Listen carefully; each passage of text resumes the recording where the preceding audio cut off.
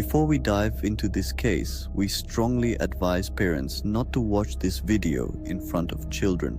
Today, we dive into a dark and terrifying true crime story that shocked the world. The haunting tale of Christine Falling, a woman who preyed on the most vulnerable and left a trail of heartbreak in her wake. But what drove her to commit such horrifying crimes? Was it madness, evil, or something even darker?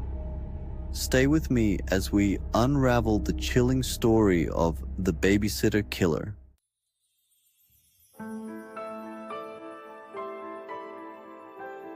Christine Laverne Falling was born on March 12, 1963, in Perry, Florida. Her childhood was anything but normal. She grew up in a home filled with poverty, neglect, and abuse. Her parents struggled with their own issues, leaving little time or care for Christine and her siblings. It's said that Christine often exhibited unusual behavior as a child. She was known to have an unhealthy obsession with death, especially animals. Neighbors reported that she would strangle cats and other small creatures for fun. By the age of 9, Christine had dropped out of school and spent most of her time at home, isolated from other kids her age. Without any real education or guidance, she had little hope of escaping the environment she was raised in.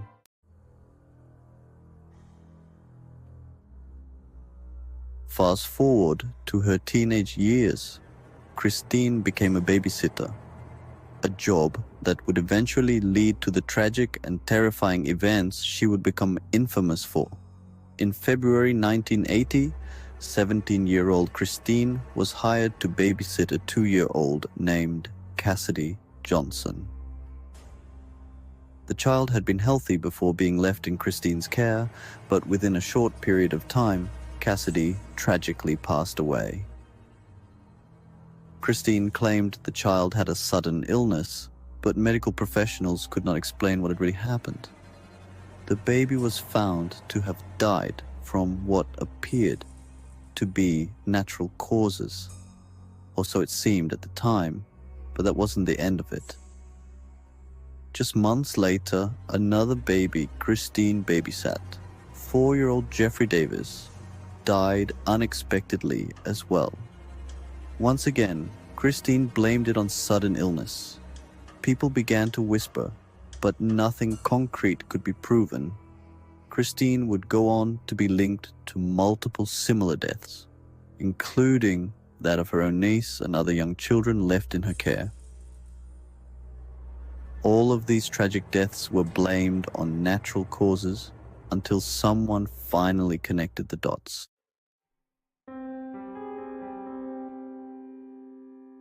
Authorities began to suspect something far more sinister was happening. Christine Falling's disturbing pattern of being present at the time of each child's death couldn't be a coincidence anymore. It was during the investigation of the 5th child's death that Christine finally cracked. She admitted to the police that she would have seizures and hear voices telling her to smother the children. Christine would place pillows over their faces, pressing down until the life drained out of them. She chillingly explained that she didn't mean to hurt them, but once she started, she couldn't stop. She claimed that she was not in control of her actions during those moments. While her confessions were horrifying enough, what really sent chills down the investigators' spines was her lack of remorse.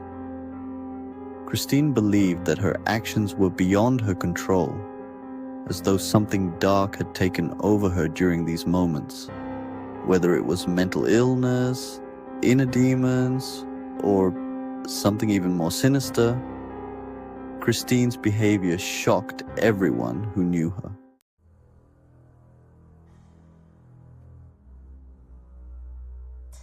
Part 4. the crimes revealed and why she did it. Christine Falling confessed to the murders of 3 children, though it's believed she was responsible for at least 5 deaths. Her method was always the same. She would smother her victims, leaving little trace of foul play behind. She insisted that she heard voices commanding her to kill, and she saw herself as powerless to stop these violent urges. Experts later suggested that Christine might have been suffering from undiagnosed mental disorders, possibly stemming from her traumatic childhood and abusive environment. However, her own explanation always centered around the idea that something was forcing her to act, an invisible evil that took control of her during those dark moments.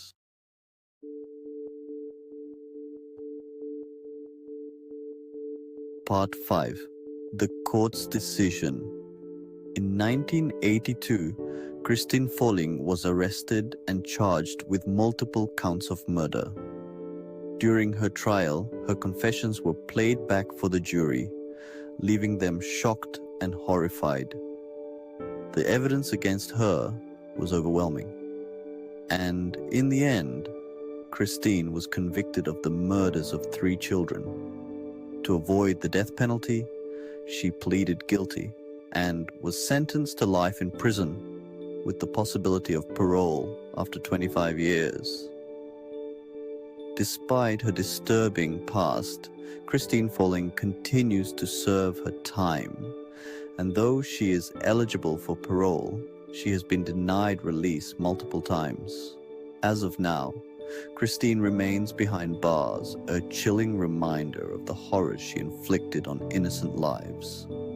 The story of the babysitter killer haunts the families of her victims, and her name still sends shivers down the spine of those who hear it.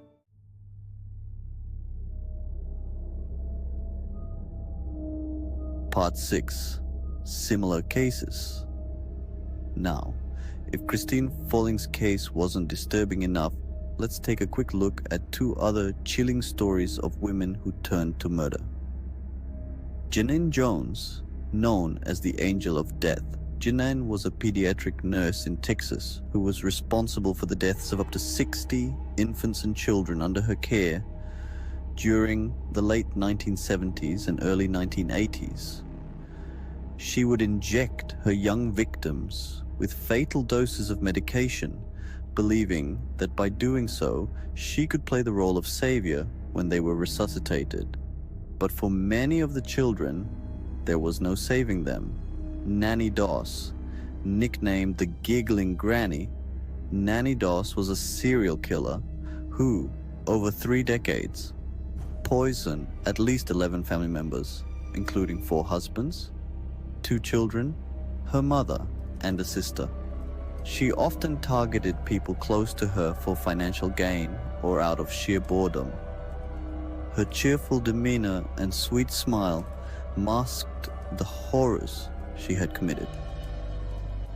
These cases, like Christine Falling's, are haunting reminders of how real-life horrors can often be scarier than any ghost story.